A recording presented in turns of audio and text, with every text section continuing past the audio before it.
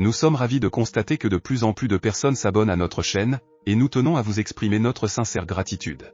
Votre soutien est précieux et nous inspire à continuer à fournir un contenu de qualité qui répond à vos attentes. Votre engagement et votre fidélité sont les moteurs qui nous poussent à nous améliorer constamment. Merci à vous tous pour votre soutien continu, et nous sommes impatients de vous proposer encore plus de contenu passionnant à l'avenir. Si vous êtes nouveau sur la chaîne, n'hésitez pas à partager cette vidéo avec vos amis, et à vous abonner avec les notifications activées pour être informé de nos nouvelles publications. Pensez également à liker et pourquoi ne pas laisser un commentaire, partager pour nous aider à rester motivés pour vous apporter plus de contenu fantastique comme celui-ci. On commence.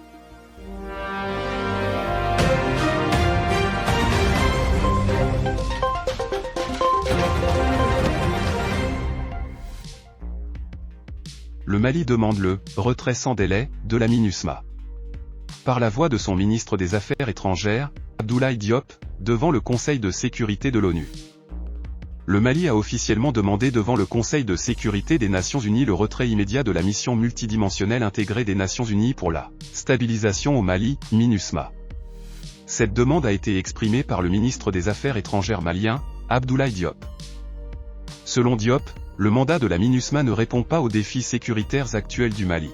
Le Conseil de sécurité devait se prononcer le 29 juin sur la prolongation du mandat de la MINUSMA, qui arrive à expiration le 30 juin.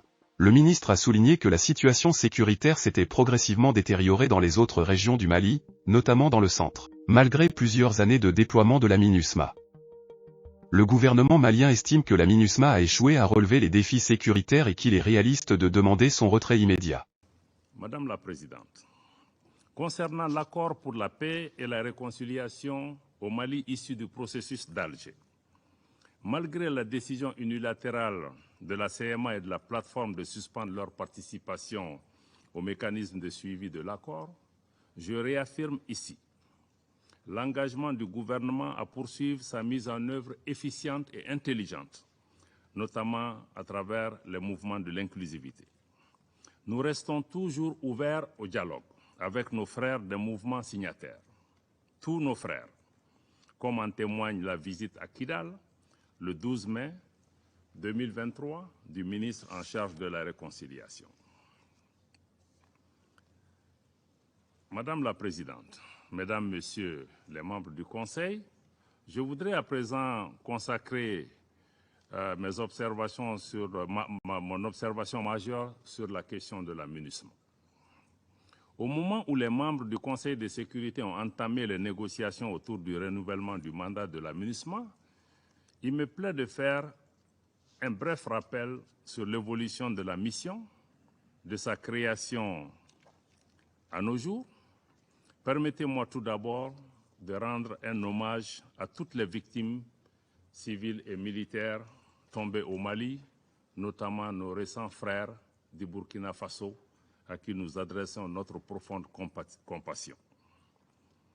En 2013, les fondements qui ont servi à justifier la création de la MINUSMA étaient notamment l'appui aux autorités maliennes pour stabiliser la situation dans les régions du nord du Mali, écarter les menaces et prendre activement des dispositions afin d'empêcher le retour d'éléments armés dans ces zones, particulièrement à travers le rétablissement de l'autorité de l'État dans tout le pays.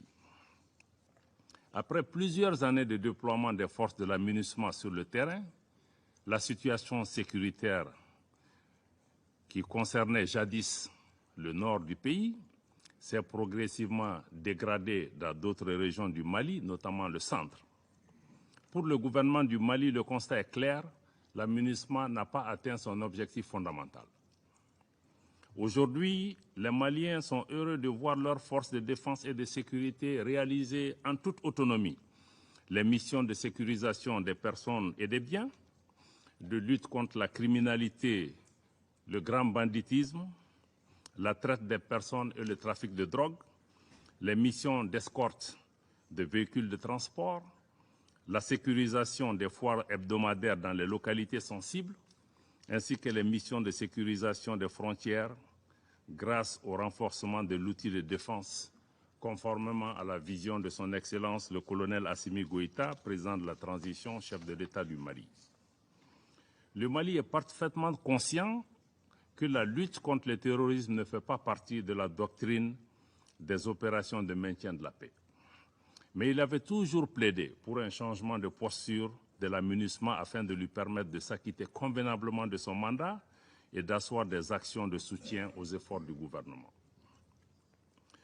Le Mali a constamment coopéré avec les Nations Unies, et ce, en toute bonne foi.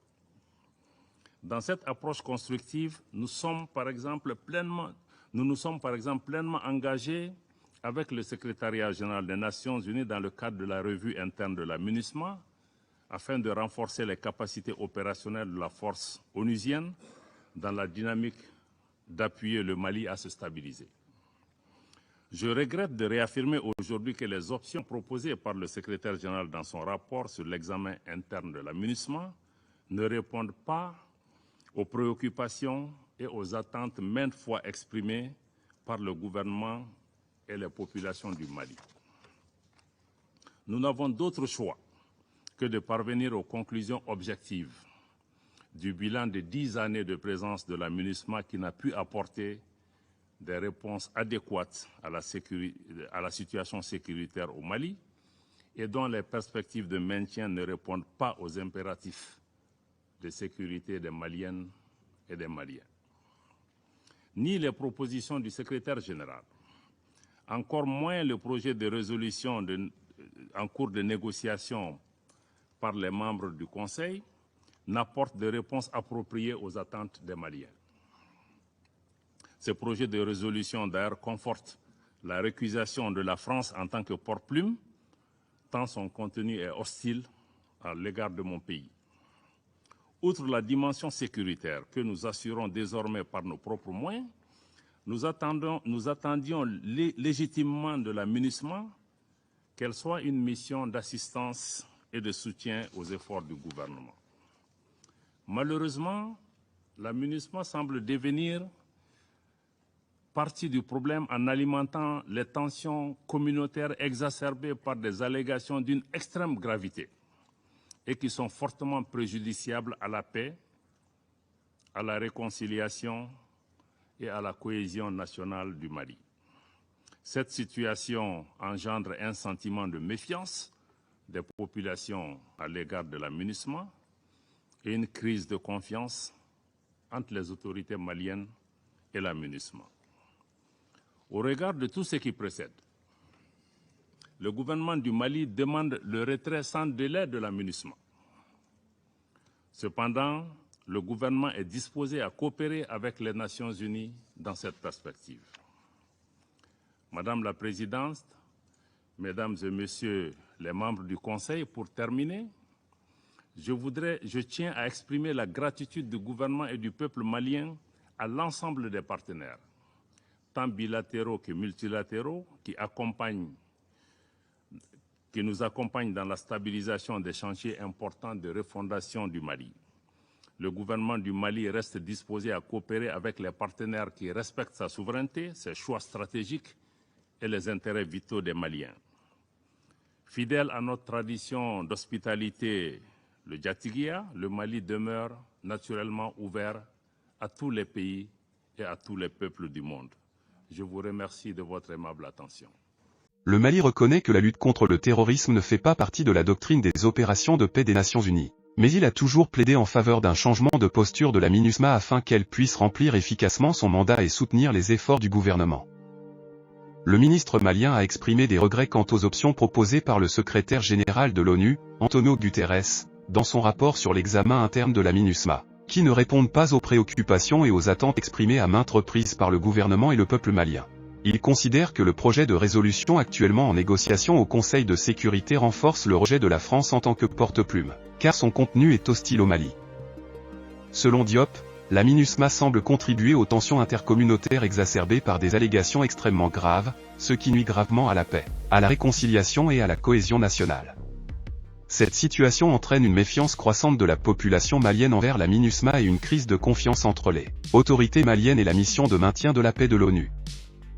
En conclusion, le gouvernement malien demande le retrait immédiat de la MINUSMA, tout en se disant prêt à coopérer avec l'ONU dans cette perspective. Il convient de rappeler que la MINUSMA compte plus de 15 000 hommes déployés au Mali depuis 2013, notamment pour assurer la protection des civils contre les attaques terroristes.